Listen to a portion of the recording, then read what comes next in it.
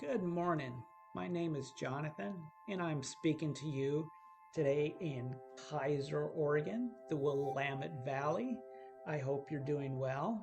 I'm going to give you the best wishes for today and letting you know that you have the potential to do what you would like to do. Sometimes, if you're like me, you wake up in the morning, you're thinking, oh no, I do not want to seize the day today. I cannot seize the day today. I just don't feel like doing anything today. Well, those days, if you're like me, can be in tandem. You can have those mornings, and sometimes you have to do some exercises. You have to get to the ability to say, well, what in this moment can I do that will be successful? And sometimes it'll be just saying, okay, well, I'm just going to put my slippers on and I am going to have my coffee or I'm going to have my tea. I'm going to drink my water. And that would be a successful thing to do. And then I'm going to go ahead and I'm going to take a shower, listen to some good music, and control the moment that I have today. Now, the subconscious may be plaguing your mind and giving you these thoughts that no, you cannot do it. And the subconscious really is very difficult to overcome, and your conscious mind sometimes just cannot, or it can overcome the subconscious, but your conscious mind may take a while to handle that situation. I want to give you an example. Now, for those of you that know me, know that I went into Desert Storm and I had some problems there, in which to this day I have emotions that come out of nowhere and I get flustered. So I have to handle it by telling myself, today I am going to be the person that I want to be.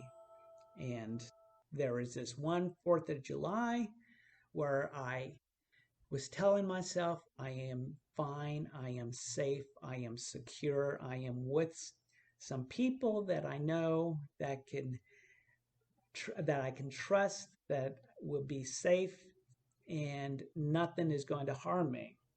Well, we were watching the fireworks.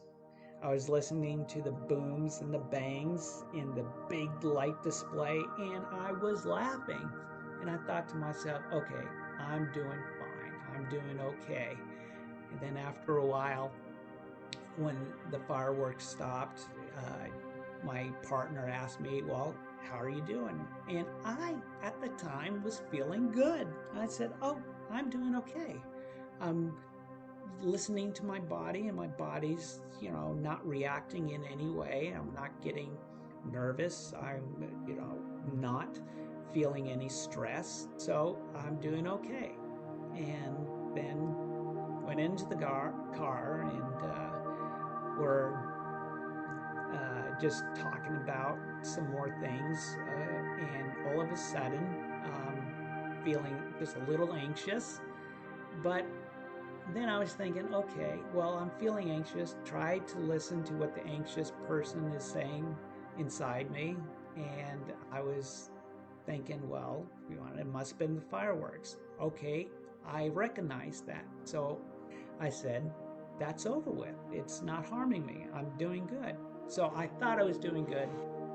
And then I went to bed. However, I woke up in the morning and I was itching everywhere. And I went to the bathroom and I looked at the places where I was itching, and I was covered in hives. These hives were welts. They were like all over me, in my chest, my stomach, my arms, and it was going down my legs. And I thought, oh my gosh, it was something that I ate. So I woke up my partner. I said, are you doing okay? And my partner was like, yeah, I'm doing okay. And I was like, do you have any hives or anything? And she said, no. And I said, well, I am covered in hives. I'm itching everywhere. So I went ahead and took some Benadryl and went back to bed and woke up hours later, and I was still covered in hives. I was still itching. And so I knew right then and there that the fireworks did affect me, and I was not aware of it, even though at the time I'm watching the fireworks and I'm enjoying the sights. It was it would still affect me. My subconscious said, hey, you know, what you observed was something that was very disturbing to you in Desert Storm, and I'm going to remind you of that. So I went back to bed. I had another dose of Benadryl, and I said, I just got to go ahead and reboot. And if I wake up again and realize that the hives are still all over me, I'm going to have to call the hospital and let them know, something's going on. So I woke up in the morning, rebooted, and the hives were gone. And it was to the point where I realized that my subconscious was still hiding things from my conscious being. That subconscious mind, it really it really can affect you, and not just mentally. I mean, mentally, your subconscious can give you, anxiety attacks. It can make you a little wary, but it can be hidden, and it can be very subtle in its effect, and then it just bursts out in a dramatic form, and that's where it will get you. So your conscious mind may say you're doing okay, but your subconscious is overwhelming. And how does this happen? How can anything like that just totally affect your body? I mean, it's mind-numbing at times. But the subconscious is there to protect you. Ever since you're a little baby, you're absorbing things. And what you're learning, like, let's say you're a baby and you're laying down in your cradle and there's something tickling your arm, and you think, oh, that's kind of funny. That feels funny. This is interesting. And then your mom comes over and just says, a spider, and then knocks the spider off or squishes it, and then you learn, okay, these spider things are dangerous, and you're absorbing this. And then you go on in life and you think, oh, spiders are really dangerous. Same thing with snakes. Oh, a strange stick is just slithering around on the ground. I must investigate. And then a parent will come over, a snake, and then grab you and take off with you, and then you learn, okay, snakes may be dangerous.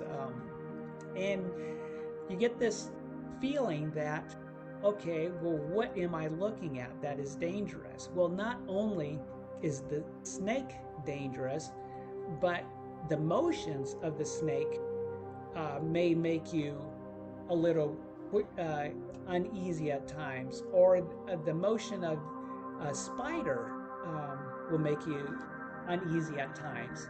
And that uneasiness, all of a sudden you're looking around in your environment and you're seeing like colors. Okay, the grass, the green grass that the snake was moving in. Well, green all of a sudden is affecting that same emotion that you're feeling.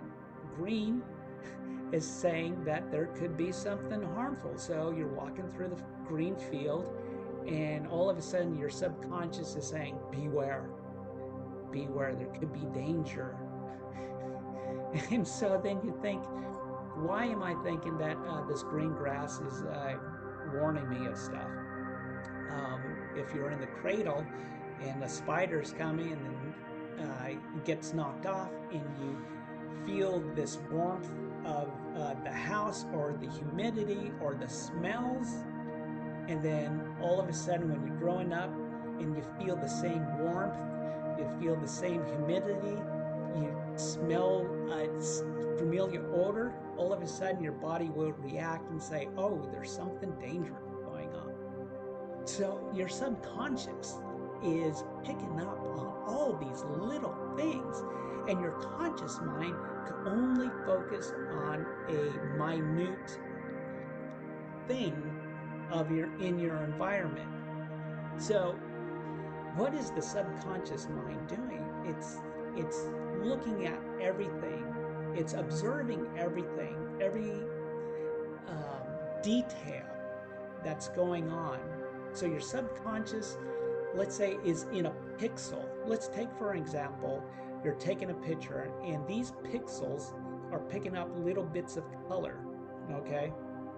And so you have this picture of the environment, but your conscious mind can only pick up on one pixel out of probably hundreds of thousands of pixels that are in the picture.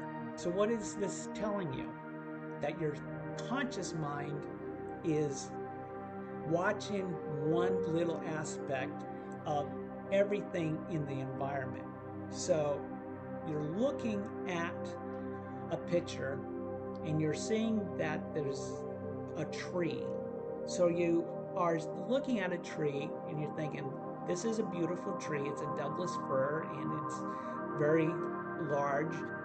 That is what you're looking at. But your subconscious understands everything around the tree. It knows of the smells.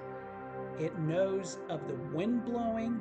It knows of the grass that's before the tree. It knows the bark. It knows the needles.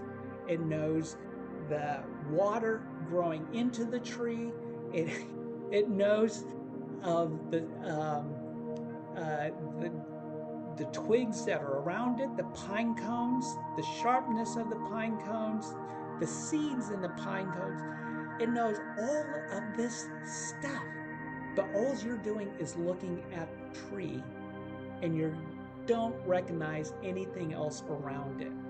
You don't recognize that a bird's going to be flying in there, making its nest, the eggs in the nest, the twigs that are in the nest.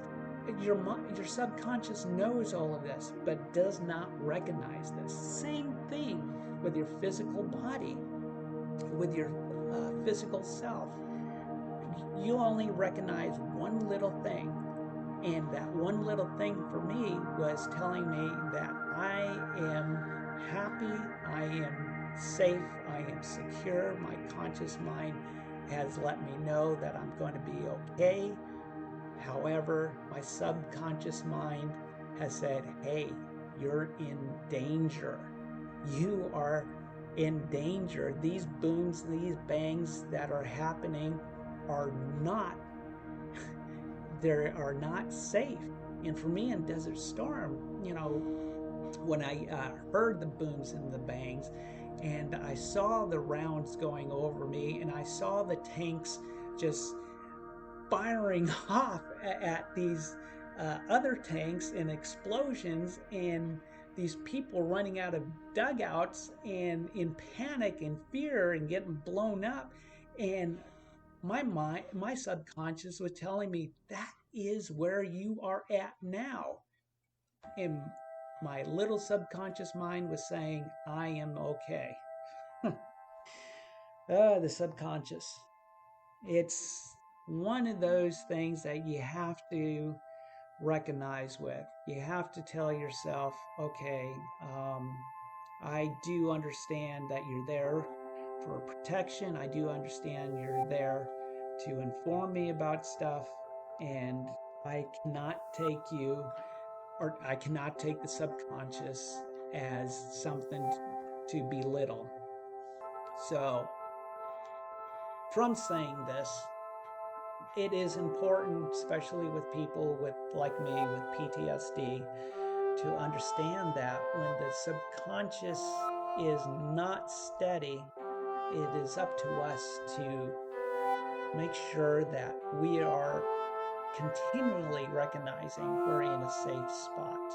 And in order to do that, you have to daily, on each morning, tell yourself that you are safe, you are doing okay, and do the proper things that are going to make your days a lot better. And the subconscious, once it understands that your life is not in mortal danger anymore, and it may take years, it depends on how long you're willing to go ahead and become a part of this process. You have to, people with PTSD have to constantly be aware that they are safe, that they are in a happy place. They have to do the right things too. They have to eat right. They have to do some daily exercises, get the sleep they need. The medication always helps out when they need it, and to continually do the process so that if they are going into a place like watching fireworks or seeing a movie that may have some booms and bangs in it, that it is not going to harm them.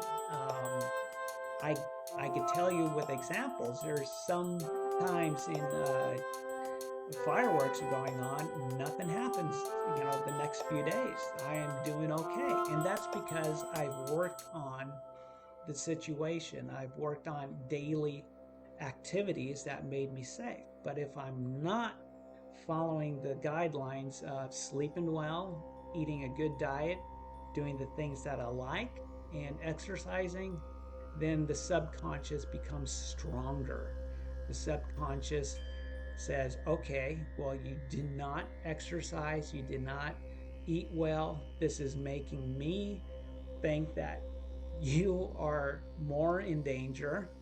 And if you're watching movies, TV shows that are inflicting more dangerous aspects of what I observed in the war, then that's going to affect you. So that is one of the things that you have to watch out for with PTSD.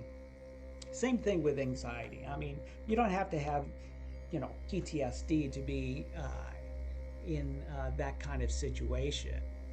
It happens to everybody. The subconscious is there for a reason. It's there to protect you. It's there to let you know if you're having a good time, and then it's there to let you know if you're in danger. Whatever you observed in your daily life is going to be affected. So you have to make your daily life working for you. Well, today, my subconscious, when I woke up this morning, said, I am doing well. I am doing good. And I treated myself to some coffee, and I ate well, and I decided to walk instead of taking the bus, and I was listening to some good music, and today is going well for me. I am pleased to say that today was a good day. I am going to practice on that, and I am going to tell myself that this time when I wake up in the morning, that I know good days like the other day is possible, and it's going to be working for me. Well, anyways, enough of this babbling. You're waking up this morning and you're telling yourself, okay, what is today going to be like? Well, let me tell you, just remember that your subconscious is working right when you wake up. Try to do the things that you like doing that are going to work for you. Remember, when you're awake, your subconscious is absorbing everything you know, everything that's around you. It could be telling you, oh, the humidity, the smells in this room is like something that I observed before that are not doing me well. Listen to that subconscious. and then try to do the good things that you like doing. Tell your subconscious, feel your subconscious, and let your subconscious know that you are in control. Let your conscious start activating. Start saying, I am going to be in a great mood today. I'm going to do one thing in the few moments that I'm aware of, that are going to work for me. I'm going to listen to some good music. I am going to do some good affirmations. I am going to have a good cup of tea. I'm going to drink some water.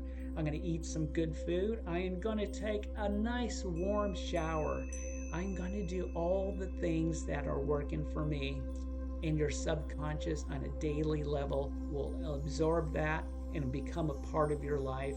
And all the other things that you're observing, that you're doing, that are good for you, your subconscious is going to say, oh, well, hey, you know what? I'm going to wake up in the morning and I know there's going to be good things on the way.